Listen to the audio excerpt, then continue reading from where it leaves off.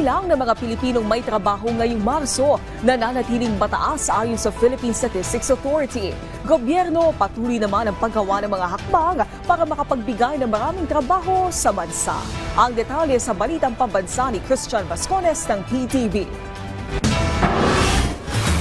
Mataas pa rin ang bilang ng mga may trabaho ngayong taon kumpara noong nakaraang taon sa kaparehong buwan ng Marso.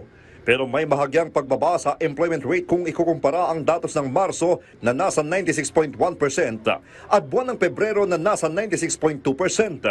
Ayon sa PSA, bumaba ang employment rate dahil sa pagbaba ng labor force participation rate o bilang ng mga naghahanap ng trabaho. Ang nakita namin dito, una, substantial ang kasi very dynamic yung ating labor market, yung mga particularly for those na nasa age 15 to 24.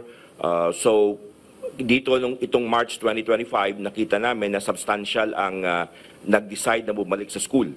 Wala din na italang pagbabago sa unemployment rate base sa year-on-year na tala nito sa buwan ng Marso ngayong taon at nakaraang taon. Sa katunayan, kung ikukumpara sa Pebrero taong kasalukuyan, bumaba ang dami ng bilang ng mga unemployed na nasa 1.93 million noong March 2025 kumpara sa 1.94 million noong February 2025. Kabilang naman sa mga nakitang dahilan ng pagbabago sa employment rate ng Pebrero 2025 dahil sa mga hamon sa sektor ng agrikultura at ang election ban. Gayunpaman, tiwala pa rin ang ahensya na tataas muli ang bilang ng mga nagkakatrabaho pagkatapos ng eleksyon. May ban pa kasi on hiring sa mga government positions.